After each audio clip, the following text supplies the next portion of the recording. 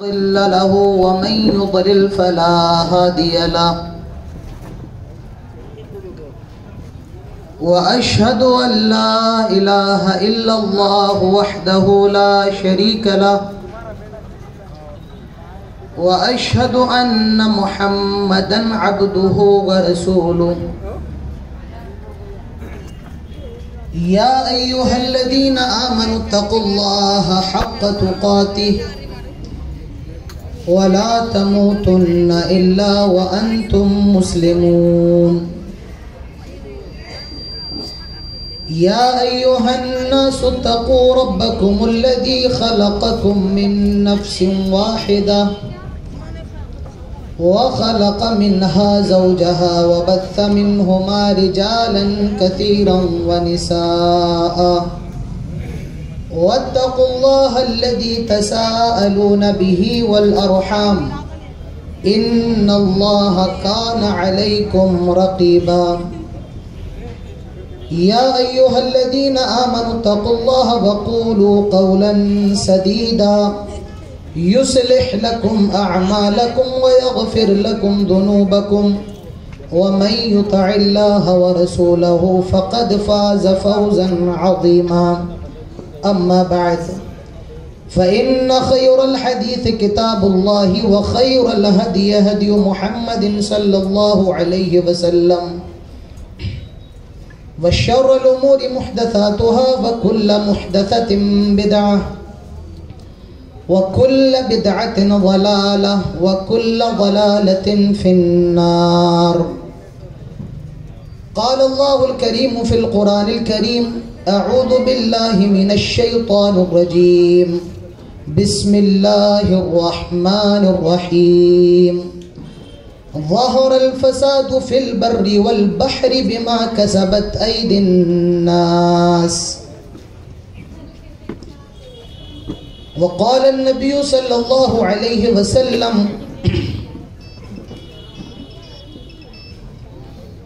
يا معشر الشباب الباءة فليتزوج اشرح لي صدري ويسر لي أمري واحلل عقدة من لساني يفقه قولي رب زدني علما رب زدني علما اللهم رب زدني علما آمين. اسٹیج قابل عزت و احترام علماء کرام، بزرگوں، نوجوان دوستوں اور پیارے بچوں، سب سے پہلے ہر قسم کی تعریف و توصیف، کبریائی اور بڑائی صرف اور صرف اللہ رب العالمین کے لیے لائق اور زیبا ہے، جس نے ہم سب کو انسان بنایا ہے اور انسان بنانے کے بعد سب سے بڑا احسان یہ کیا کہ ہم سب کو مسلمان بنایا ہے۔ اس کے بعد درود و سلام نازل ہوں تمام نبیوں پر، تمام رسولوں پر بالعموم، اور بالخصوص رحمت للعالمین ہم اور آپ جس وہ ہے اصلاح معاشرہ۔ لیکن میں چاہتا ہوں اس موضوع کو تھوڑا سا بدل دیا جائے اور اس موضوع کو کر دیا جائے اپنے بگڑے ہوئے معاشرے کی اصلاح کیسے کی جائے۔ ہم اور آپ سب جانتے ہیں کہ ہمارا معاشرہ بگڑ چکا ہے، ورنہ اس موضوع کی ضرورت نہیں پڑتی۔ ہمارے اور آپ کے دلوں کے اندر احساس ہے سماج ہی نہیں، ہم بھی خراب ہو چکے ہیں، تو اصلاح معاشرہ، اپنے بگڑے ہوئے سماج کی اصلاح کی جائے۔ اچھا، پہلے یہ سمجھ لیں کہ سماج کے اندر بگاڑ آتا کیوں ہے، سماج بگڑتا کیسے ہے۔ اللہ تعالیٰ البحر بما کسبت ایدی الناس، یہ جو تم سماج کے اندر بگاڑ دیکھتے ہو، سوسائٹی کے اندر یہ جو خرابیاں نظر آتی ہیں، اللہ تعالیٰ فرماتا ہے بما کسبت ایدی الناس، یہ تمہارے اپنے ہاتھوں کی کمائی ہوتی ہے، یہ تمہارے اپنے ہاتھوں کی کمائی ہے، تمہارے گناہوں کی وجہ سے آج سماج خراب ہو رہا ہے. ایک بہت بڑا بادشاہ گزرا ہے, اس کا نام تھا حجاج ابن یوسف. یہ تھوڑا ظالم بھی تھا, جابر بھی تھا, اور اس کے وقت کے بہت بڑے امام تھے حسن بصری رحمت اللہ علیہ. تو کچھ لوگ حسن بصری کے پاس آئے اور کہا کہ دیکھیے حجاج ہم پر کتنا زیادہ ظلم کر رہا ہے, کتنا زیادہ ہمیں ستا رہا ہے, آپ حجاج کو کچھ سمجھائیے, آپ اس سے کچھ گفتگو کیجیے. جانتے ہیں اس وقت حجاج ابن یوسف نے کیا کہا, امام حسن بصری نے کیا کہا تھا؟ امام حسن بصری نے کہا تھا ما جاء الحجاج الا بذنوبنا. یہ جو حجاج ہمارے اوپر مسلط کیا گیا ہے, یہ جو حجاج ہمارے اوپر لایا گیا ہے, الا بذنوبنا, یہ ہمارے گناہوں کی وجہ سے ہے, یہ ہمارے پاپوں کی وجہ سے ہے. تو معلوم یہ چلا جب ہم خراب ہوتے ہیں تو سماج خراب ہوتا ہے, جب ہم بگڑتے ہیں تو سماج بگڑتا ہے. وما اصابکم من مصیبہ فبما کسبت ایدیکم ویعفو عن کثیر. جو مصیبتیں ہمارے اوپر آتی ہیں وہ ہمارے ہاتھوں کی کمائی ہیں, اور اللہ تعالیٰ بہت سے ہمارے گناہوں کو معاف کر دیتا ہے. تو ہمارا سماج بگڑ رہا ہے, اور ہمیں اور آپ کو سماج کی اصلاح کرنا ہے. سماج کی اصلاح کیسے کی جائے؟ سماج کی اصلاح کا طریقہ کیا ہے؟ دیکھیے, سماج کی اصلاح اگر کوئی کر سکتا ہے تو یہ نوجوان ہے. یہ نوجوان سماج کی اصلاح کر سکتے ہیں, کیونکہ آپ دیکھیں گھی جو ہوتا ہے یہ دودھ کا اصل ہوتا ہے, دودھ کا جوہر ہوتا ہے. آپ دودھ میں سے گھی کو نکال دیں, دودھ کی کوئی اہمیت نہیں ہے. یہ جو نوجوان ہیں یہ سماج کا گھی ہوتے ہیں, یہ جو نوجوان ہیں یہ سماج کی کریم ہوتے ہیں. اگر یہ نوجوان چاہیں تو اپنے سماج کو اچھا کر سکتے ہیں, اور یہ نوجوان چاہیں تو اپنے سماج کی خرابی کا سب سے بڑا سبب بن سکتے ہیں. اسی لیے کسی نے کہا تھا اگر کسی قوم کو خراب کرنا ہے, کسی قوم کو برباد کرنا ہے تو اس کے نوجوانوں کو برباد کر دو, کیونکہ نوجوان وہ ہیں جو قوم کی عزت کا بھی سبب بنتے ہیں, اور نوجوان ہی قوم کی ذلت کا بھی سبب بنتے ہیں. قرآن اٹھائیے, اللہ تعالیٰ فرماتا ہے اللہ الذی خلقکم من ضعف ثم جعل من بعد ضعف قوة ثم جعل من بعد قوة ضعفا وشیبا یخلق ما یشاء. آئے میرے بندو, اللہ ہی وہ ہے جس نے تمہیں کمزور پیدا کیا اور کمزور کرنے کے بعد تمہیں طاقت دے دی, اور پھر تمہاری زندگی میں ایک وقت ایسا آیا کہ اللہ تعالیٰ نے تمہیں کمزور پھر کر دیا. اللہ تعالیٰ یہاں پر 3 حالتوں کا ذکر فرما رہا ہے. پہلی حالت جب انسان پیدا ہوتا ہے تو بہت زیادہ کمزور ہوتا ہے, کھانا بھی نہیں مانگ سکتا ہے, پانی بھی نہیں مانگ سکتا ہے. اللہ تعالیٰ فرماتا ہے اللہ ہی ہے جس نے کمزور پیدا کیا. یعنی انسان جب پیدا ہوتا ہے بڑا کمزور ہوتا ہے, بہت زیادہ ناتواں ہوتا ہے. پھر اللہ تعالیٰ فرماتا ہے تمہاری زندگی میں ایک دور ایسا آتا ہے جسے جوانی کا دور کہا جاتا ہے. تمہاری ہڈیوں میں طاقت آ جاتی ہے, تمہاری ہڈیوں میں گود آ جاتا ہے, تمہارے خون میں روانگی آ جاتی ہے. اللہ تعالیٰ تمہیں طاقت دے دیتا ہے. پھر جب تم بوڑھے ہوتے ہو تمہاری ہڈیوں سے طاقت ختم ہو جاتی ہے, تم کمزور ہو جاتے ہو, تم ضعیف ہو جاتے ہو. میں اس آیت کے اندر جو آپ کے سامنے ہائی لائٹ کرنا چاہتا ہوں وہ بیچ والی چیز ہے. اور وہ کیا ہے؟ اللہ جوانی کی عمر کو طاقت کی عمر کہہ رہا ہے کہ جوانی کی جو عمر ہوتی ہے یہ طاقت کی عمر ہے. تو نوجوان چاہے کیا نہیں کر سکتا ہے. سماج کی سب سے بڑی خرابی, سب سے بڑا بگاڑ نوجوانوں کا بگاڑ ہے. اللہ کے پیارے نبی جناب محمد رسول اللہ صلی اللہ علیہ وسلم ارشاد فرماتے ہیں اغتنم خمسا قبل خمس. اے لوگوں 5 چیزوں کے آنے سے پہلے 5 چیزوں کو غنیمت جانو. اور اس میں ایک چیز اللہ کے نبی فرماتے ہیں شبابتک قبل حرمک, اپنا بڑھاپا آنے سے پہلے جوانی کو غنیمت جانو. آپ دیکھیے آج آپ کی نظروں کے سامنے آپ کی مسجدوں میں سے بہت سے بزرگ ہوں گے جو کرسیوں پر نماز پڑھ رہے ہیں, جنہیں زمین پر سجدہ کرنے کی توفیق نہیں ہے. آپ یہ کہہ سکتے ہیں کہ وہ سجدہ نہیں کر سکتے ہیں, کمزور ہو گئے ہیں, ان کی کمر میں درد ہے, لیکن میں یہ کہوں گا اللہ نے انہیں سجدہ کرنے کی توفیق نہیں دی ہے. وہ زندگی میں خوب موج مستیاں کرتے رہے اور یہ کہتے رہے جب بوڑھے ہوں گے تب اللہ کے سامنے جھک جائیں گے. آج حالات یہ ہیں, وہ اللہ کی عبادت تو کر رہے ہیں لیکن اللہ کے لیے زمین پر سجدہ بھی نہیں کر سکتے ہیں. اللہ کے نبی فرماتے ہیں شبابتک قبل حرمک, بڑھاپا آنے سے پہلے جوانی کو غنیمت جانو. جوانی کی اہمیت کتنی زیادہ ہے. جوانی نام ہے کس چیز کا؟ پیارے نبی جناب محمد رسول اللہ صلی اللہ علیہ وسلم. جب نبی کا نام آئے تو ہمیں اور آپ کو کیا کہنا چاہیے؟ آپ لوگ نہیں کہہ رہے ہیں صلی اللہ علیہ وسلم. درود پڑھ لیا کریں. اللہ کے پیارے رسول ارشاد فرماتے ہیں قیامت کا میدان ہوگا, سارے لوگ قیامت کے میدان میں کھڑے ہوں گے. لا تزول قدم عبد یوم القیامہ حتی یسأل عن اربع. کل قیامت کے دن جب تک 4 چیزوں کا سوال نہ کر لیا جائے, قیامت کے دن کوئی اپنے قدموں کو بھی نہیں ہلا سکتا ہے. اور وہ 4 چیزیں کیا ہیں؟ عن عمرہ فیما ابنا. اللہ سوال کرے گا آئے میرے بندے, میں نے تجھے دنیا میں عمر دی تھی, تو نے 60 سال کی زندگی حاصل کی, تو نے 80 سال کی زندگی حاصل کی, بتا تو نے 60 سال 70 سال 80 سال میں کیا کیا؟ اللہ کے نبی فرماتے ہیں عن عمرہ, عمر کا جواب دینا پڑے گا. تو نے عمر میں کیا کیا؟ اپنی 60 70 سال کی زندگی میں کیا کرتا رہا, عمر کے بارے میں بھی جواب دینا پڑے گا. وَعَنْ شَبَابِهِ فِيمَا أَبْلَا. آئے اللہ کے بندے, تیری زندگی میں ایک دور موج مستیوں کا دور تھا, جوانی کا دور تھا, امنگوں کا دور تھا. تو نے اپنے اس دور کو کہاں پر لگایا؟ تو نے اپنے اس وقت کو کہاں صرف کیا؟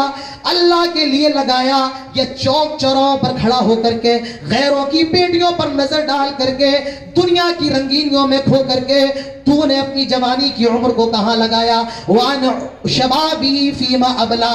جوانی کے بارے میں بھی جواب دینا پڑے گا. آپ ایک نقطے پر غور کریں, پہلا سوال تو عمر کے بارے میں ہو رہا ہے, عمر کہاں لگائی, لیکن دوسرا سوال جوانی کے بارے میں ہو رہا ہے. اور ہم سب جانتے ہیں کہ جوانی بھی عمر کے اندر آتی ہے.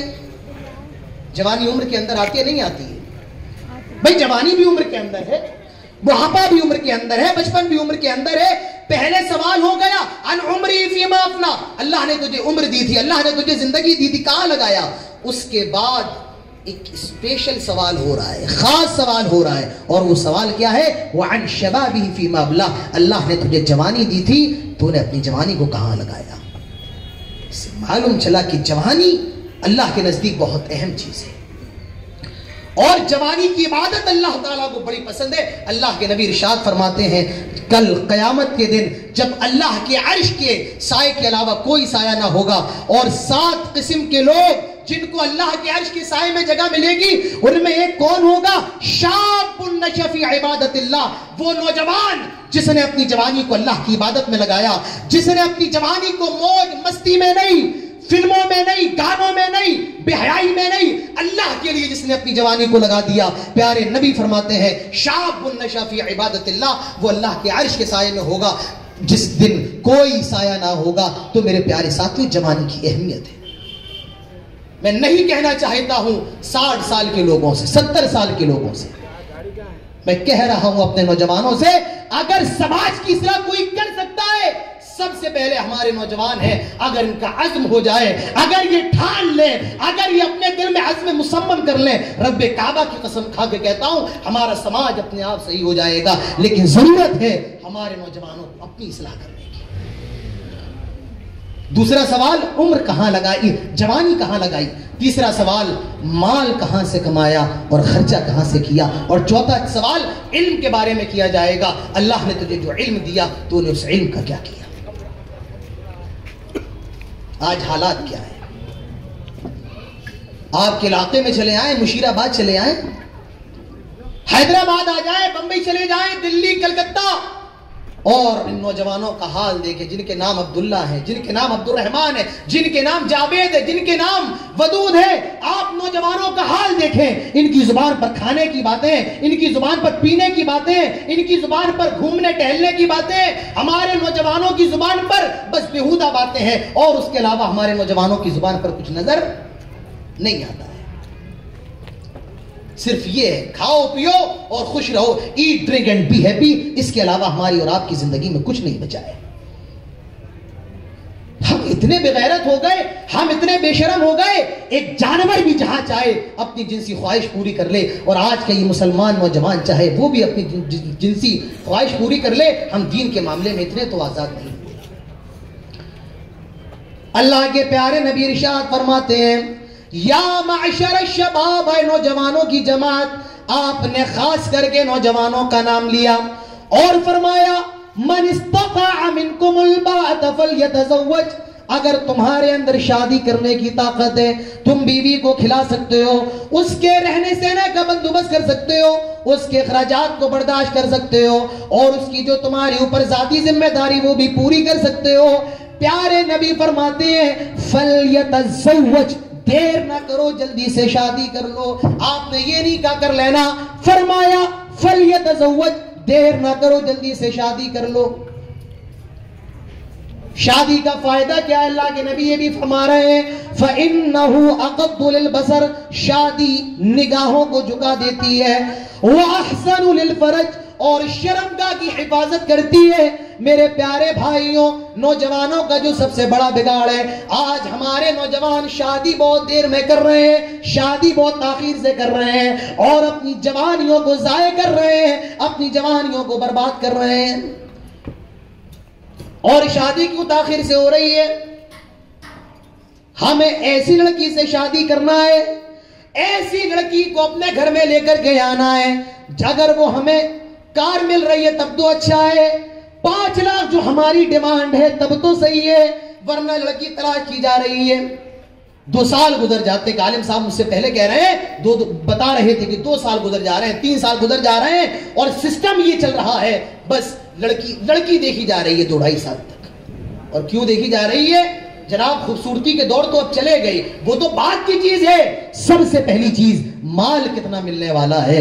ہمارے جو میری لمبی چوڑی فہرست ہے اس میں وہ اس پر لبیک کہا جائے گا یا نہیں کہا جائے گا، میری 5 لاکھ کی ڈیمانڈ ہے وہ پوری ہوگی یا نہیں ہوگی، میری پلسر کی ڈیمانڈ ہے وہ پوری ہوگی یا نہیں ہوگی۔ اگر وہ پوری نہیں ہوتی ہے تو میں آپ کی بچی سے شادی کرنے کے لیے تیار نہیں۔ اللہ کے پیارے نبی جناب محمد رسول اللہ صلی اللہ علیہ وسلم ارشاد فرماتے ہیں تنکح المرأة لأربع، لمالها ولحسبها ولجمالها ولدينها فاظفر بذات الدین۔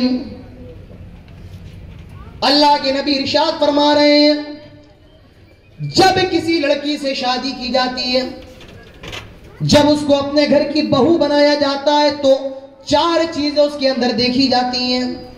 پہلی چیز لمالہا، کتنی زیادہ مالدار ہے، کتنی زیادہ پیسے والی ہے، یا یہ کہہ لو اس کے باپ کا کاروبار کیا ہے، اس کے باپ کا بینک بیلنس کیا، اس کی کتنی زمینیں ہیں۔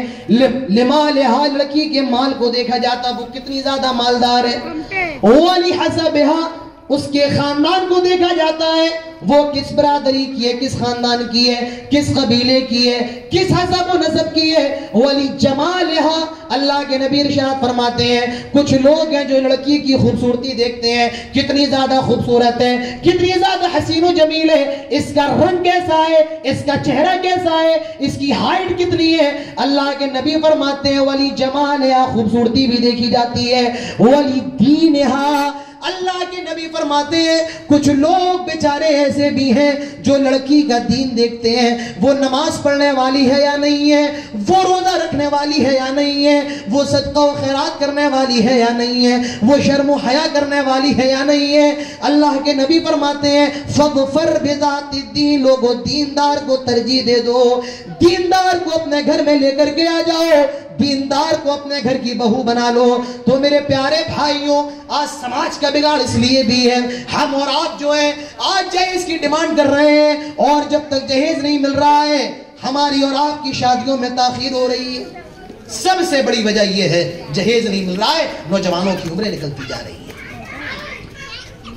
اور جب لڑکی کے باپ کے پاس اتنا پیسہ نہیں ہے وہ جہیز کا انتظام کر سکے، لڑکی کی بھی عمر نکلتی جا رہی ہے، اور کتنی لڑکیاں ایسی ہیں جب ان کی شادی نہیں ہو رہی ہے اور شادی میں تاخیر ہو رہی ہے، میرے پیارے بھائیوں کتنی لڑکیاں خودکشی کر رہی ہیں، غیر مسلم لڑکوں کے ساتھ بھاگ رہی ہیں، کتنی لڑکیاں مسلمان لڑکیاں طوائف خانے کا رخ کر رہی ہیں۔ یاد رکھیے اس کے ذمہ دار کوئی اور نہیں، ہم اور آپ ہیں۔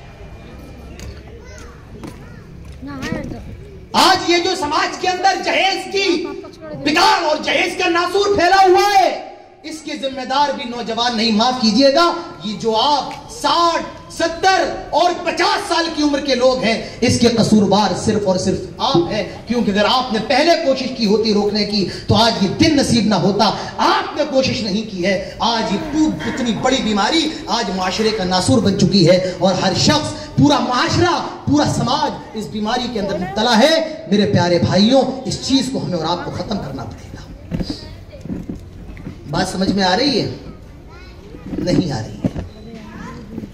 اللہ کے پیارے نبی ارشاد فرماتے ہیں اذا خطب الیکم من ترضون دینہ وخلقہ فزوجوہ، آئے لوگوں جب نیک رشتے آئے، نیک لڑکی کا، نیک لڑکے کا رشتہ آئے تو انتظار نہ کرو، فزوجوہ، جلدی سے شادی کر دو، جلدی سے شادی کر دو۔ ان لم تکن فتنۃ فی الارض وفساد عریض، اور اگر نیک رشتے آنے کے بعد، نیک لڑکے لڑکیوں کے پیغامات آنے کے بعد اگر تم نے تاخیر کی تو یاد رکھو اس دنیا کے اندر فساد پھیل جائے گا، اس دنیا کے اندر فتنہ پھیل جائے گا، اس دنیا کے اندر فساد، اس خشکی کے اندر فساد برپا ہو جائے گا۔ آج میرے پیارے بھائیوں اس فساد کے ذمہ دار ہم اور آپ ہیں، کیونکہ ہم نے اور آپ نے شادی کو اتنا مشکل بنا دیا ہے۔ اگر آج اس رسم کو کوئی ختم کر سکتا ہے تو یہ ہمارے نوجوان ہیں۔ بچوں کو سامنے سے ہٹا دیجئے، یہ زیادہ ڈسٹرب کر رہے ہیں، بہتر انہیں ہٹا دیں یہاں سے۔ سماج کوئی اگر ختم کر سکتا ہے یہ نوجوان ہے۔ میرے پیارے بھائیوں ہمیں اور آپ کو عزم کرنا ہے، ہمیں اور آپ کو ارادہ کرنا ہے کہ ہم اس جہیز جیسے ناسور کو اپنے سماج سے ختم کریں گے، تاکہ غریب گھر کی بچیوں کی بھی شادی ہو، غریب گھر کی بچیوں کی بھی ڈولیاں اٹھیں۔ اور اگر یہ ناسور ہم نے ختم نہیں کیا تو یاد رکھیے غریبوں کی بیٹیوں کی شادی تو ہوگی اور امیروں کی بیٹیوں کی شادی تو ہوگی، پر غریبوں کی بچیاں کبھی اپنے آپ کو پیٹرول ڈال کر کے آگ لگائیں گی، غیر مسلم لڑکوں کے ساتھ بھاگیں گی، اور اس کے ذمہ دار صرف اور صرف ہم اور آپ ہوں گے، صرف اور صرف ہم اور آپ ہوں گے۔ تو میرے پیارے بھائیوں ختم کیجئے ان تمام چیزوں کو، جہیز جیسی رسم کو ختم کیجئے۔ اور جہیز صرف یہ نہیں ہے کہ بھائی آپ کار مانگ رہے ہیں، آپ جہیز میں یہ مانگ رہے ہیں وہ مانگ رہے ہیں، صرف یہ جہیز نہیں ہے۔ ایک نظریہ اور ہے، ایک سوچ ہمارے سماج کے اندر اور ہے، اور میں سمجھتا ہوں وہ سوچ ہمارے سماج کی سب سے خراب سوچ ہے۔ لڑکا بہت اچھا ہے، لڑکا مدرسے سے پڑھا ہوا ہے، ایک مسجد کا امام ہے، 10,000 روپے تنخواہ ملتی ہے، لڑکا بڑا دیندار ہے، داڑھی بھی ہے، ٹخنوں کے اوپر پجامہ رہتا ہے، ایک لڑکی اسے دیندار لگتی ہے اور اس کے گھر وہ اپنا رشتہ بھیج دیتا ہے، اس کے گھر وہ اپنا رشتہ بھیج دیتا ہے، مگر لڑکی والے کر نہیں رہے ہیں۔ کیوں؟ جناب وہ بہت غریب گھر کا ہے، اس کی تنخواہ تو 8-10 ہزار ہے، کیسے کھلائے گا، کیسے پلائے گا؟ میرے پیارے بھائیوں اگر کوئی لڑکا یہ جہیز دیکھ کر کے شادی کر رہا ہے، ہم اور آپ اسے تو بانگے دہل جہیز کہہ رہے ہیں، لیکن جب لڑکی کے گھر والے یہ دیکھیں کہ لڑکے کی سرکاری جاب ہونا چاہیے، لڑکے کا مکان اچھا ہونا چاہیے، لڑکا خاندانی ہونا چاہیے، ہم اور آپ اسے جہیز کیوں نہیں کہہ رہے ہیں؟ یہ بھی جہیز ہے۔ اگر جہیز کی وجہ سے مسلمان لڑکیاں گھروں میں بیٹھی ہوئی ہیں تو اسی جہیز کی وجہ سے آج مسلمان نوجوان لڑکوں کی شادیاں نہیں ہو رہی ہیں، کیونکہ لڑکی والوں کو بھی چاہیے لڑکا خوبصورت ہو، ہینڈسم ہو، اچھی باڈی ہو، مکان اچھا ہو، دکان ہو، کاروبار ہو۔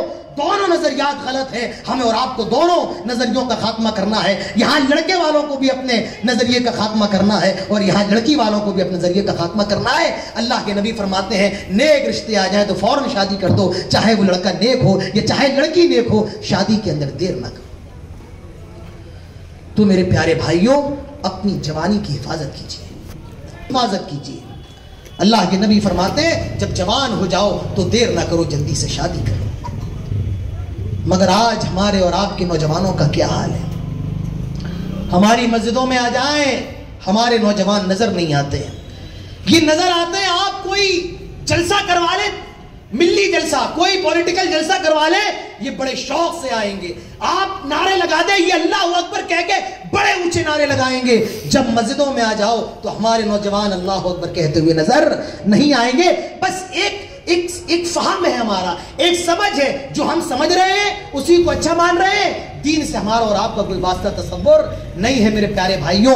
دین آپ کی عقلوں کا محتاج نہیں ہے. آپ کو اپنی عقل کو دین کے تابع بنانا پڑے گا, اپنی مسجدوں کو آباد کرنا پڑے گا. آج مؤذن بلا رہا ہے, حی علی الصلاۃ آؤ کامیابی کی طرف, حی علی الفلاح آؤ کامیابی کی طرف. ہمارے نوجوان کہہ رہے ہیں جاب نہیں مل رہی ہے, بزنس نہیں چل رہے ہیں. مؤذن کہہ رہا ہے بزنس یہاں چلیں گے, کاروبار نماز سے چلتے ہیں. میرے پیارے بھائیوں, آج ہمیں اور آپ کو نماز پڑھنے کی توفیق دے. صرف 40 منٹ کا مجھے وقت دیا گیا ہے, لیکن موضوع اتنا بڑا ہے میرے پیارے بھائیوں, اس موضوع کے لیے 2 گھنٹے 2.5 گھنٹے بھی نہ کافی ہے, مختصر ہے. آج فجر کی نماز ہماری سونے میں گزر رہی ہے, ظہر کی نماز میں ہم کام پہ ہیں, عصر بھی وہی گزر گئی, مغرب بھی, عشاء کی نماز بچوں کے ساتھ, بیوی کے ساتھ, اور اس کے بعد ہم چائے کے ہوٹلوں پہ بیٹھے ہوئے ہیں. اس کے علاوہ ہماری اور آپ کی زندگی میں کچھ نہیں ہے. آج ہمارے نوجوان اپنی جوانی کو موبائل کے اندر گندی فلمیں دیکھ کر کے ضائع کر رہے ہیں, برباد کر رہے ہیں. میرے نوجوانوں, میں آپ سے کہنا چاہتا ہوں, آئے مشیر آباد کے نوجوانوں کان کھول کر کے سنو, اپنی جوانی کی حفاظت کرو, کیونکہ اس جوانی کا آپ کو جواب دینا پڑے گا. اور یہ جو جوانی اللہ نے آپ کو دی ہے, یہ آپ کی جوانی نہیں ہے. میرے نوجوانوں, اللہ نے آپ کو جو جسم دیا ہے, اللہ نے آپ کو جو باڈی دی ہے, یہ امانت ہے آپ کی بیوی کی. اور میری بہنوں, اللہ نے آپ کو جو جسم دیا ہے وہ امانت ہے اپنے آپ کے شوہروں کا. امانت میں خیانت نہ کرو, امانتوں کی حفاظت کرو. میرے پیارے بھائیوں, میرے نوجوانوں, اپنی زندگیوں پر غور کرو, اپنے سماج پر غور کرو. آج ہم کر کے آ رہے ہیں, ہمیں رونا بہت آتا ہے, ہم چیختے چلاتے بہت زیادہ ہیں, بڑے مظلوم ہیں, ہم بہت زیادہ مظلوم ہیں, چیخ رہے ہیں, چلا رہے ہیں.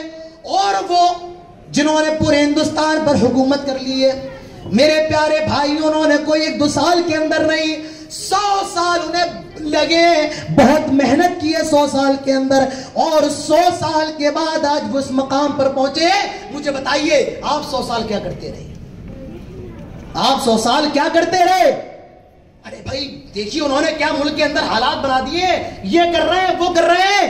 جناب آپ 100 سال تک کیا کرتے رہے؟ ہم نے 100 سال تک صرف کھایا ہے اور اس کے علاوہ کچھ نہیں کیا ہے. ہمارے 100 سال ایسے ہی نکل گئے, کچھ نہیں کیا. ان کے یہاں تو کالج چل رہے ہیں, وہ اپنے بچوں کو پڑھا رہے ہیں. بتائیے ہم اور آپ کتنا اپنے بچوں کو تعلیم کے میدان میں آگے لے کر کے آتے ہیں, اور کتنے ہمارے اور آپ کے اسکول چل رہے ہیں. ان کے یہاں یہ سسٹم ہے, آپ کو صبح 5 بجے میدان کے اندر حاضر ہونا پڑے گا, چاہے سردی ہو چاہے گرمی ہو. اور ہمارا نوجوان اپنے مؤذن کہہ رہا ہے آؤ نماز کی طرف, وہ اپنے چہرے سے چادر ہٹانے کو تیار نہیں. اللہ تعالیٰ بھی محنتیں دیکھتا ہے, اللہ تعالیٰ ایسے کسی کو صلہ نہیں دیتا ہے. آج یہ جو ہماری حالت ہے, اس کے ذمہ دار کوئی اور نہیں, صرف اور صرف ہم ہیں, صرف اور صرف ہم ہیں. انہوں نے محنت کی ہے, ہم نے اور آپ نے محنت نہیں کی. میرے پیارے بھائیوں, اگر چاہتے ہو وہ مقام آپ کو بھی ملے تو سمجھنا پڑے گا ہم نے اور آپ نے کبھی محنت نہیں کی, ہم اور آپ صرف دوسروں کے بھروسے پر رہے ہیں. میرے پیارے بھائیوں, لیکن اب ہمارے اور آپ کے سامنے ایک امید کی کرن ہے, اور وہ امید کی کرن کہیں اور سے ظاہر نہیں ہے, نہ دلی سے نکل رہی ہے, نہ اتر پردیش سے نکل رہی ہے, وہ کرن آپ کے شہر حیدرآباد سے نکل رہی ہے. میرے پیارے بھائیوں, آپ کو تمام باتیں سمجھنا پڑیں گی, آپ کو ساتھ دینا پڑے گا قوم و ملت کا. اگر اپنا کھویا ہوا وقار چاہتے ہیں, اپنی کھوئی ہوئی عزت چاہتے ہیں, تو اپنے آپ کو مضبوط کرنا ہے, اپنی جماعت کو مضبوط کرنا ہے, تب تو آپ اس ملک کے اندر کامیاب ہو سکتے ہیں. ورنہ آپ غیروں کے بھروسے پہ رہیں تو معاف کیجئے, آپ کی حالت 100-200 سال میں بدلنے والی نہیں ہے. تو میرے پیارے بھائیوں, جو سب سے پہلی بات, سماج بگڑ کیوں رہا ہے؟ ہمارے نوجوان بگڑ رہے ہیں, اور اگر سماج کی اصلاح کرنا ہے تو سب سے پہلے ہمارے نوجوانوں کو اپنی اصلاح کرنا پڑے گی. کریں گے یا نہیں کریں گے؟ انشاءاللہ. نوجوان جواب دیں, کریں گے یا نہیں کریں گے؟ اور مجھ سے نہ کہ اللہ سے وعدہ کریں, اللہ سے عزم کرے اللہ ہم تجھ سے وعدہ کرتے ہیں کہ اپنے آپ کی اصلاح فرمائیں گے, اپنی جوانی کی حفاظت کریں گے. تو سماج کیوں بگڑ رہا ہے؟ پہلی بات ہمارے نوجوان بگڑ رہے ہیں. سماج کیوں خراب ہو رہا ہے؟ دوسری وجہ ہماری مائیں بہنیں خراب ہو رہی ہیں. خواتین کا بگاڑ یہ سماج کا بہت بڑا بگاڑ ہے. عربی کے اندر کسی نے کہا ہے المرأۃ نصف الامہ, عورت جو ہوتی ہے یہ سماج کا آدھا حصہ ہوتی ہے, اور جو بچا ہوا آدھا حصہ ہے اس کو بھی جنم دینے والی یہی عورت ہوتی ہے. ایک عورت بگڑتی, اگر ایک مرد بگڑتا ہے تو صرف ایک مرد بگڑتا ہے, اور اگر ایک عورت بگڑتی ہے تو پورا سماج, پورا معاشرہ, پوری سوسائٹی بگڑتی ہے. میرے پیارے بھائیوں, تو خواتین کا بگاڑ یہ بھی سماج کا بہت بڑا بگاڑ ہے. ہماری خواتین کو اپنی اصلاح کرنا پڑے گی. اللہ کے نبی ارشاد فرماتے ہیں الدنیا حلوۃ خضرا, آئے لوگوں یہ دنیا بڑی چمک دمک والی ہے, اس دنیا کے اندر بڑی موج مستیاں ہیں, اس دنیا کے اندر بڑی رنگینیاں ہیں. اللہ کے نبی ارشاد فرماتے ہیں فاتقوا الدنیا واتقوا النساء, آئے لوگوں دنیا کی محبت سے بچتے رہنا, واتقوا النساء اور عورتوں کی فتنے سے بچتے رہنا. پیارے نبی نے دنیا کے فتنے کو ایک طرف رکھا ہے اور عورت کے فتنے کو ایک طرف رکھا ہے. تو دنیا کے اندر عورتوں کا فتنہ سب سے بڑا فتنہ ہے.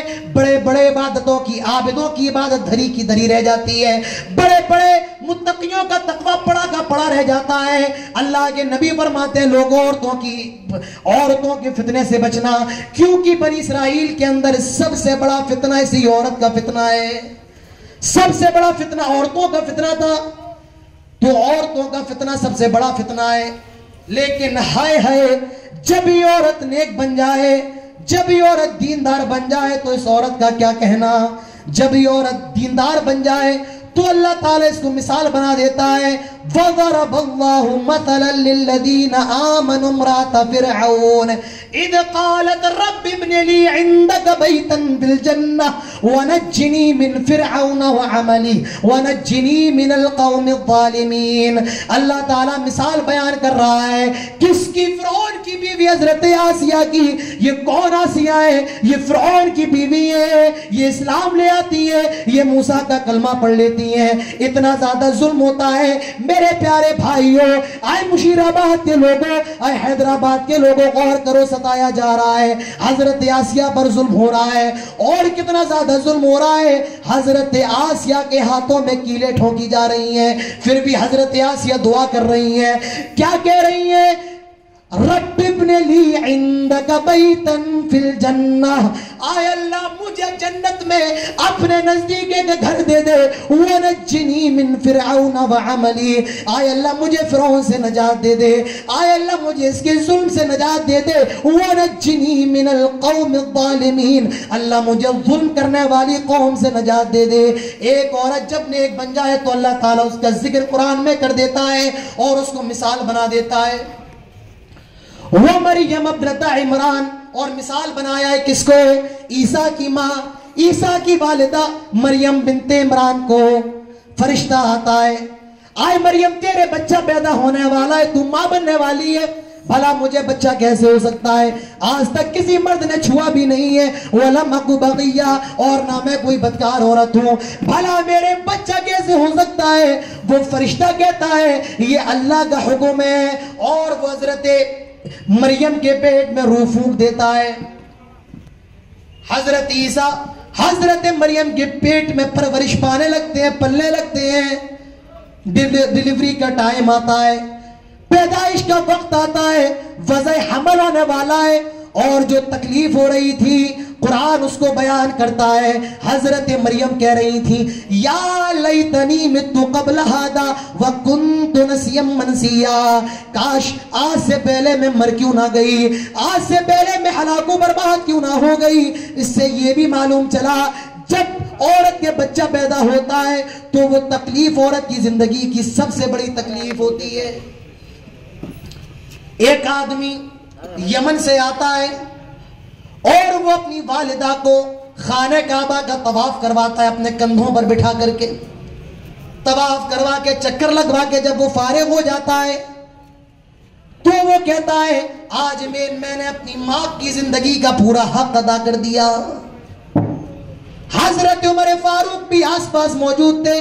ان کے کانوں میں جب یہ الفاظ جاتے ہیں, حضرت عمر کہتے ہیں آئے فلاں شخص, جب تو پیدا ہو رہا تھا, جب تیری ماں تجھے جنم دے رہی تھی اور اس کی زبان سے جو پہلی آہ نکلی تھی, ابھی تو نے اس آہ کا بھی حق ادا نہ کیا. تو میرے پیارے بھائیوں, عورت کی زندگی کی سب سے بڑی تکلیف ہوتی ہے. حضرت مریم بھی کہہ رہی ہیں کیا, یا لیتنی مت قبل ھذا, کاش آج سے پہلے میں مر کیوں نہ گئی, آج سے پہلے میں ہلاک و برباد کیوں نہ ہو گئی. حضرت عیسیٰ پیدا ہو گئے. حضرت مریم کہتی ہیں اللہ یہ بچہ تو میرا ہو گیا ہے, اب میں اس گاؤں والوں کو کیا بتاؤں گی, بستی والوں کو کیا بتاؤں گی, اس کا باپ کون ہے, وہ تو اس کے باپ کے بارے میں پوچھیں گے. اللہ تعالیٰ کہتا ہے آئے مریم تم یہ کہہ دینا آج میں نے خاموش رہنے کا روزہ رکھا ہے, اور اپنے بچے کی طرف اشارہ کر دینا. حضرت مریم اپنے بچے کو لے کر اپنی بستی میں جاتی ہیں. لوگوں نے دیکھا, کہا آئے مریم یہ تو کیا کر کے آ گئی ہے, آئے مریم یہ بچہ کون ہے, آئے مریم یہ تو نے کیا کر ڈالا. حضرت مریم فاشارت الیہ, اپنے بیٹے کی طرف اشارہ کر دیتی ہیں. گاؤں کے لوگ سوال کر رہے ہیں, بستی کے لوگ پوچھ رہے ہیں یا اخت ہارون ما کان ابوک امرأ سوء وما کانت امک بغیہ, آئے ہارون کی بہن, آئے عمران کی بیٹی, تیرا بھائی کوئی برا آدمی نہیں ہے, تیرا باپ کوئی برا آدمی نہیں ہے, تیری ماں بھی کوئی بری عورت نہیں ہے, یہ بچہ کہاں سے آ گیا. معلوم یہ چلا اگر بھائی خراب ہوتا ہے تو بہن خراب ہوتی ہے, اگر ماں خراب ہوتی ہے تو بیٹی خراب ہوتی ہے. آئے مریم یہ بچہ کہاں سے آ گیا. حضرت مریم فاشارت الیہ, اپنے بچے کی طرف اشارہ کر دیتی کہ میں کچھ نہیں بولوں گی, اس بچے سے پوچھ لو, اس بچے سے پوچھو. فاشارت الیہ, میں نہیں کہوں گی, میں نے خاموش رہنے کا روزہ رکھا ہے. وہ کہنے لگے قالوا کیف نکلم من کان فی المہد صبیا, آئے مریم یہ تو دودھ پیتا بچہ ہے, آئے مریم یہ تو چھوٹا سا بچہ ہے, یہ بات کیسے کر سکتا ہے. اسی وقت حضرت عیسیٰ بول پڑتے ہیں قال انی عبد اللہ آتانی الکتاب وجعلنی نبیا. آئے لوگوں میری ماں پر جھوٹے الزامات نہ لگاؤ, آئے لوگوں میری ماں پر تہمت نہ لگاؤ, آئے لوگوں میری ماں پر الزام نہ لگاؤ, میں اللہ کا بندہ ہوں, اللہ نے مجھے کتاب دی ہے, وجعلنی نبیا, اور اللہ نے مجھے نبی بنایا ہے. یہی عورت نیک ہو جائے تو اس عورت کا کیا کہنا. تو میرے پیارے بھائیوں, سماج کا بگاڑ, سماج کیوں بگڑ رہا ہے, ہمارے گھر کی خواتین بگڑ رہی ہیں. خواتین کا بگاڑ یہ سماج کا بہت بڑا بگاڑ ہے. ہم چاہتے ہیں ہمارا سماج اچھا ہو, آپ کو اپنے گھر کی خواتین کا انتخاب کرنا پڑے گا. فَظْفَرْ بِذَاتِ الدِّین, دیندار لڑکی لانا پڑے گی, کیونکہ آپ گھر میں نہیں رہتے ہیں, آپ بزنس کرنے کے لیے گھر سے باہر نکل جاتے ہیں. گھر میں اگر کوئی رہتا ہے آپ کی غیر موجودگی میں تو وہ آپ کی بیوی ہوتی ہے, آپ کے بچوں کی تربیت کرنے والی آپ کی بیوی ہوتی ہے, آپ کے ماں باپ کا خیال رکھنے والی آپ کی بیوی ہوتی ہے. اسی لیے گھر والی کا بھی نیک ہونا ضروری ہے. تو عورتوں کا بگاڑ یہ سماج کا سب سے بڑا بگاڑ ہے.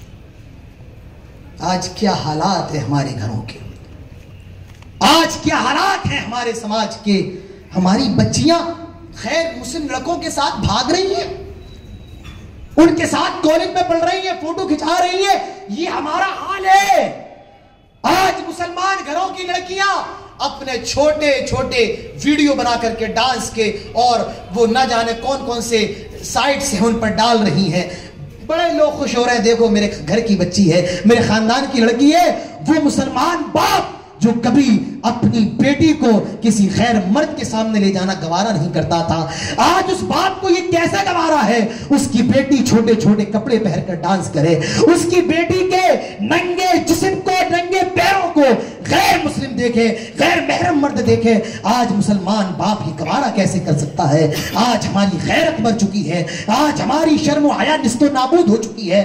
آج ہم اور آپ دیوس ہو چکے ہیں. میرے پیارے بھائیوں, اپنے گھروں کا جائزہ لیجئے. آج ہمارے گھروں کے کیا حال ہے, ہماری مسلمان لڑکیوں کے کیا حالات ہیں. آج ہمارے گھروں کی بچیوں کے پاس موبائل ہے. ہمارے گھروں کا, ہمارے سماج کا سب سے بڑا بگاڑ یہی موبائل ہے. نوجوان بھی موبائل کی وجہ سے بگڑ رہے ہیں اور ہمارے گھر کی بچیاں بھی موبائل کی وجہ سے بگڑ رہی ہیں. کسی نے صحیح کہا ہے, جس گھر کی جوان لڑکی کے پاس موبائل ہو اس گھر کی دیواریں اونچی کرنے کا کوئی فائدہ نہیں ہے. اس گھر کی دیواریں اونچی کرنے کا کوئی فائدہ نہیں ہے. تو میرے پیارے بھائیوں, اپنے گھروں کا حال لیں, اپنی ماؤں بہنوں کا حال لیں. ہمارے گھر کی خواتین اپنی اصلاح کریں, ہمارے اور آپ کے سماج کی اصلاح آٹومیٹیکلی ہوتی جائے گی. 2 چیزیں ہو گئی ہیں. آخری بات کر کے میں اپنی بات ختم کرتا ہوں, اور تقریباً 40 منٹ کا میرا ٹائم ہے, جس میں وقت میرے خیال سے ہو گیا ہوگا. سماج بگڑ رہا ہے, معاشرہ خراب ہو رہا ہے. سماج کو اچھا کیسے کیا جائے, اپنے سماج کو بہترین سماج کیسے بنایا جائے. اپنے سماج کو بہترین سماج تب بنا سکتے ہیں جب آپ اپنے گھر کی فکر کریں گے. بھئی گھر مل کر کے تو معاشرہ بنتا ہے, گھر مل کر کے سماج بن رہا ہے. ہم اور آپ اس نقطے پر کیوں نہیں آ رہے ہیں کہ گھر کی اصلاح کریں؟ ابھی آپ کو سماج کی اصلاح کرنے کی اتنی ضرورت نہیں ہے. سب سے پہلے گھر کی اصلاح کریں, کیونکہ گھر مل کر کے سماج بنتا ہے, گھر مل کر کے محلہ بن رہا ہے, گھر مل کر کے سوسائٹی بنتی ہے. اگر ہم اور آپ اپنے گھر کی اصلاح کرنے لگے تو سماج اپنے آپ صحیح ہو جائے گا. اور اپنے گھر کی اصلاح کیسے ہوگی؟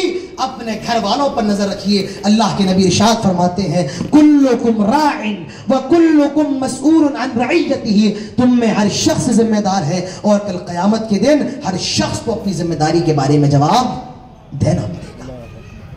کل قیامت کے دن سوال کیا جائے گا, تمہاری بیوی یہ کر رہی تھی, مارکیٹ جا رہی تھی, یہ کر رہی تھی, وہ کر رہی تھی, تم کہاں تھے؟ اس کا جواب بھی آپ کو دینا پڑے گا. اپنے گھر پر نگاہ رکھیے, آپ کے بچے کیا کر رہے ہیں, آپ کی بیوی کر کیا رہی ہے. اپنی بیٹی, اگر آپ کی بیٹی کے پاس موبائل ہے تو اس موبائل کا جائزہ لیجئے, تمہارے موبائل کے اندر یہ نمبر کہاں سے آیا ہے. میرے پیارے بھائیوں, آپ یہ نہ سوچیں میری عمر بہت چھوٹی ہے. ٹھیک ہے, میری عمر چھوٹی ہو سکتی ہے, لیکن یہ جو میں باتیں کر رہا ہوں, اللہ کی قسم آج ان باتوں کی ہمارے اور آپ کے سماج کے اندر ضرورت ہے. ہمارا اٹھنا بیٹھنا ہے علماء کے ساتھ. ہم اپنے استاذوں کے علم کے محتاج ہیں, ان سے سیکھ کر کے آپ کے سامنے بیان کر رہے ہیں. آج ہم اور آپ اپنے گھروں کا جائزہ لیں, اپنی بیٹیوں پر نگاہ رکھیں, اپنے بیٹوں پر نگاہ رکھیں. نہیں مولانا, ہماری بیٹی بہت شریف ہے, ہماری بیٹی بہت دیندار ہے. آپ کی بیٹی بہت دیندار ہوگی, لیکن حضرت مریم سے تو دیندار نہیں ہے نا, حضرت مریم سے تو اچھی نہیں ہے نا. انگور کا موسم نہیں ہے, انگور رکھے ہوئے ہیں. کھجور کا سیزن نہیں ہے, کھجور رکھے ہوئے ہیں. حضرت زکریا آئے, کہا مریم یہ انگور کا موسم نہیں, انگور کہاں سے آ گئے؟ یہ کھجور کا سیزن نہیں, کھجور کہاں سے آ گئے؟ حضرت زکریا مریم کو جانتے ہیں, کتنی زیادہ دیندار ہے, کتنی زیادہ پاک ہے, لیکن پھر بھی سوال کر رہے ہیں. آپ بھی اپنی بچیوں سے سوال کرو, یہ تمہارے پاس فون میں نمبر کہاں سے آیا, یہ پین کہاں سے آیا, تم کہاں گئی تھی, تمہاری سہیلی کون تھی, اتنی رات میں کہاں سے آ رہی ہو. اللہ کے نبی فرماتے ہیں, من رعا منکم منکرا فلیغیرہ بیدی. اگر تم کسی برائی کو دیکھو تو اس کو اپنے ہاتھ سے روکنے کی کوشش کرو.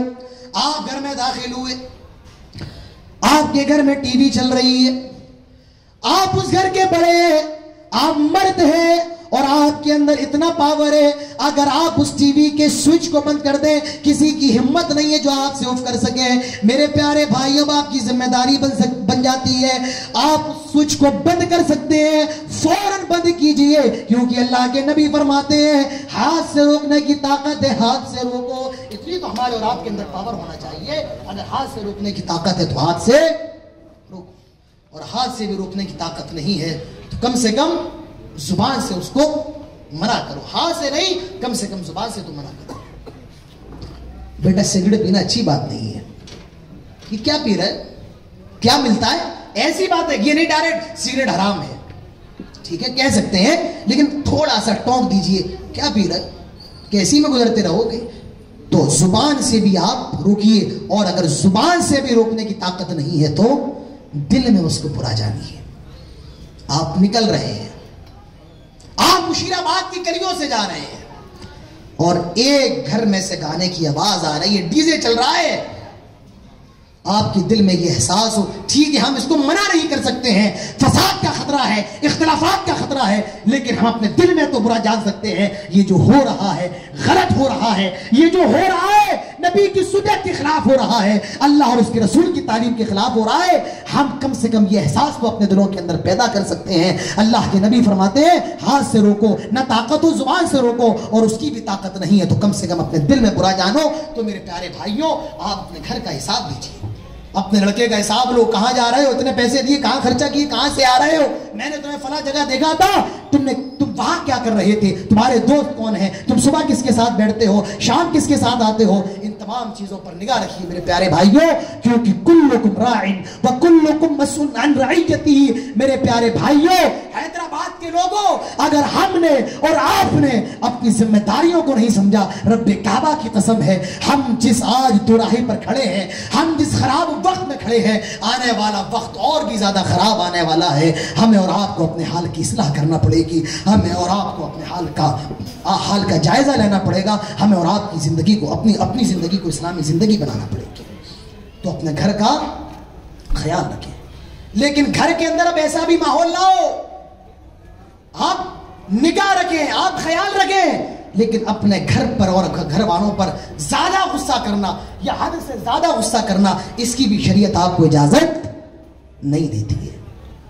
آپ کی بیوی ہے تو آپ اس کے ساتھ بولیے, اس سے پیار کی باتیں کریے, اس کی عزت کیجیے. آپ کے اگر بچے ہیں, آپ کے اگر پوتے ہیں, آپ کی اگر پوتیاں ہیں, ان کو بوسہ دیجئے. پیارے نبی جناب محمد رسول اللہ صلی اللہ علیہ وسلم حسن اور حسین کو پیار کر رہے تھے, آپ اپنے نوازوں کو بوسہ دے رہے تھے. کچھ لوگوں کا گزر ہوا, کہا اللہ کے حبیب ہم نے تو آج تک کبھی اپنے بچوں کو بوسہ نہیں دیا. اللہ کے نبی فرماتے ہیں اگر اللہ نے تمہارے دل سے رحم کو اٹھا لیا ہو, اگر اللہ نے تمہارے دل سے محبت کو چھین لیا ہو تو میں کیا کر سکتا ہوں. تو اپنے گھر کا ماحول اچھا بنائیں, اپنی بیوی کے ساتھ ہنسیں, بولیں, مسکرائیں, جو آپ کھائیں وہ اپنی بیوی کو کھلائیں, جیسا آپ پہنے اپنی بیوی کو پہنائیں. یہ نہیں صاحب خود تو بریانی کھا رہے ہیں, خود تو مرغ مسلم کھا رہے ہیں اور آپ کی شریک حیات آپ کی بیوی گھر میں دال پر گزارا کر رہی ہے, یہ بھی اسلام کے اندر درست نہیں ہے. اپنی بیویوں کا خیال کیجیے. پیارے نبی جناب محمد رسول اللہ صلی اللہ علیہ وسلم حضرت عائشہ کے ساتھ ایک سفر پر ہیں. ابھی حضرت عائشہ کی نئی نئی شادی ہوئی ہے, اللہ کے نبی سفر پر حضرت عائشہ کے ساتھ. اللہ کے نبی کہتے ہیں عائشہ چلو ایک ریس لگاتے ہیں, دوڑ لگاتے ہیں, دوڑ کا مقابلہ کرتے ہیں, ایک دوڑ کا مقابلہ کرتے ہیں. حضرت عائشہ کہتی ہیں ٹھیک ہے. پیارے نبی اپنی بیوی کے ساتھ دوڑ لگا رہے ہیں, دوڑ کا مقابلہ کر رہے ہیں. کون؟ امام کائنات, کون؟ رحمت للعالمین, کون جس کے اشارے پر صحابہ اپنی گردنیں کٹانے کو تیار. اس نبی کا حال یہ, وہ اپنے گھر والوں کے لیے اتنا اچھا ہے. اللہ کے نبی حضرت عائشہ کے ساتھ دوڑ لگا رہے ہیں. حضرت عائشہ اس دوڑ کے اندر ہار جاتی ہیں, جیت جاتی ہیں, اور پیارے رسول اس دوڑ کے اندر ہار جاتے ہیں. کیوں جیت گئی حضرت عائشہ؟ دبلی پتلی تھی, نئی نئی شادی ہوئی تھی, اور پیارے نبی ہیلدی تھے, صحت مند تھے. کچھ دنوں کے بعد پھر ایک سفر کا اتفاق ہوا. اللہ کے نبی کہتے ہیں چلو عائشہ پھر ایک دوڑ لگاتے ہیں, پھر ایک دوڑ کا مقابلہ کرتے ہیں. اللہ کے نبی حضرت عائشہ کے ساتھ دوڑ لگا رہے ہیں, اور اس دوڑ میں حضرت عائشہ ہار جاتی ہیں اور پیارے رسول جیت جاتے ہیں. حضرت عائشہ سے پیارے رسول کہتے ہیں اے عائشہ یہ اس دن کا بدلہ ہے, یہ اس دن کا بدلہ ہے, آج میں جیت گیا تم ہار گئی. دیکھیے اللہ کے نبی اپنی بیویوں سے کتنا پیار کر رہے ہیں. حضرت عائشہ کا وزن کم تھا پہلی ریس میں, اس لیے ہار گئی تھی. دوسری دوڑ میں وزن زیادہ ہو گیا. پیارے نبی اتنی محبت دیا کرتے تھے کہ اللہ کے نبی کی بیویاں صحت مند تھیں. ہمارے اور آپ کے گھروں کی عورتوں کا یہ حال ہے, شادی ہوتی ہے 70 کلو کی اور 2 مہینے کے اندر 30 کلو کی رہ جاتی ہے.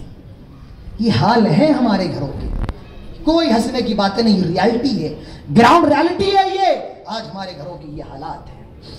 تو آپ کی بیویاں ہیں, آپ کی شریک حیات ہیں, اپنے گھر کے ایک اچھا ماحول بنائیں, اپنے گھر کے ایک اچھا نظام بنائیں. میرے پیارے بھائیوں, بزرگوں, دوستوں, اگر سماج کو اچھا کرنا ہے تو اپنے گھروں کو اچھا کریں اور اپنی ذمہ داریوں کا خیال کریں. آئیے آخری بات اور میں آپ کے سامنے عرض کرتا چلوں, اگر اپنے سماج کو اچھا کرنا ہے, اگر اپنے سماج کی اصلاح کرنا ہے تو آپس میں آپ کو ایک ہونا پڑے گا, آپس میں محبت رکھنا پڑے گی. کیوں؟ اور ہماری محبت ये कौन सी मोहब्बत होगी? ईमानी मोहब्बत होगी। कौन सी मोहब्बत ये होगी? ये दीनी मोहब्बत होगी। अल्लाह के नबी फरमाते हैं कि सारे मुसलमान आपस में भाई भाई हैं और एक जिस्म की तरह हैं। कांटा कहीं चुभता है, जिस्म पूरे जिस्म के अंदर तकलीफ होती है। मुसलमानों की मिसाल बिल्कुल ऐसी ही है मेरे प्यारे भाइयों। हमें और आपको एक दूसरे के अंदर मोहब्बत पैदा करना होगी, एक दूसरे के लिए अपने दिलों में जगह बनाना होगी। ठीक है, आप इस मसलक के मानने वाले हैं, ठीक है, आप इस मसलक के मानने वाले हैं, मैं अहले हदीस मसलक का मानने वाला हूं। ठीक है, हमारे बाहिमी इख्तिलाफात हो सकते हैं, हमारे नजरियाती इख्तिलाफात हो सकते हैं, लेकिन हाँ, आपने जो कलमा पढ़ा है ला इलाहा इल्लल्लाह मुहम्मद रसूलुल्लाह, मैंने भी वही कलमा पढ़ा है ला इलाहा इल्लल्लाह मुहम्मद रसूलुल्लाह। हमारे बाहिमी इख्तिलाफात हो सकते हैं, लेकिन हमारी असास, हमारी बुनियाद, हमारी जड़ जो इस्लाम है, जो अल्लाह और उसके रसूल की इताअत है, वो एक है मेरे प्यारे भाइयों। हमारा और आपका कलमा एक है, हमारा और आपका काबा एक है। तो नजरियाती इख्तिलाफात इसकी तो गुंजाइश है, लेकिन बुनियादी इख्तिलाफात इसकी शरीयत के अंदर गुंजाइश नहीं है मेरे प्यारे भाइयों, इसकी शरीयत के अंदर गुंजाइश नहीं है। क्योंकि जो कलमा हम पढ़ रहे हैं वही कलमा हम पढ़ रहे हैं। जिस रसूल की मोहब्बत के आप दीवाने हैं, उस रसूल की मोहब्बत के हम शेदाई हैं। जिस अल्लाह पर आपका ईमान है उसी अल्लाह पर हमारा भी ईमान है मेरे प्यारे भाइयों। समाज की इस्लाह कैसे की जाए, अपने माशरे को अच्छा कैसे बनाया जाए, अपने गैर इस्लामी माशरे को इस्लामी समाज कैसे बनाया जाए, मेरे प्यारे भाइयों चंद बातें मैंने आपके सामने रखी हैं। मैं जानता हूँ वक्त थोड़ा ज़्यादा हो गया है, उसके लिए मैं आपसे माजरत चाहता हूँ। आखिर में अल्लाह ताला से दुआ करते हैं, इलाहुल आलमीन जो बातें हुई हैं इस प्रोग्राम के अंदर, अल्लाह हम सब उन बातों पर अमल करने की तौफीक अता फरमाए। आमीन। अल्लाह जो बातें मैं कहना चाहता हूँ जो नहीं हो पाई हैं, अल्लाह हम सब को उन पर भी अमल करने की तौफीक अता फरमा। इलाहुल आलमीन ये जो कमेटी है ताजरानी चर्म, इनकी जो जिम्मेदारान हैं और जिनमें से मैं जानता हूँ हमारे अतीक भाई जिन्होंने मुझसे फ़ोन पर रब्ता किया, मुझे जो लेकर के आए हमारे जाफ़र भाई, अल्लाह हम जितने लोग इस कमेटी के अंदर हैं और जितने मेरे पीछे इस स्टेज पर मौजूद हैं, आप सब, अल्लाह हम सब शामिल करके कहते हैं अल्लाह आज के इस प्रोग्राम के बदले तू हम सबको जन्नतुल फिरदौस नसीब फरमा दे। अल्लाह हम सब की मग़फ़िरत फरमा दे। अल्लाह हमारे हालात पर रहम फरमा। अल्लाह हमारे नौजवानों की इस्लाह की तौफीक अता फरमा। अल्लाह हमारी माओ बहनों को अपनी इस्लाह की तौफीक अता फरमा। अल्लाह हम सबको जन्नतुल फिरदौस नसीब फरमा। अल्लाह जहाँ कहीं मुसलमान परेशान है तो उनकी परेशानियों को दूर फरमा। अल्लाह जो मक़रूज़ हैं उन्हें कर्ज़ की अदायगी की तौफीक दे। आय अल्लाह जब तक हम जिंदा रहे तौहीद पर, इस्लाम पर, खात्मा हो तो ईमान पर। अक़ूलु क़ौली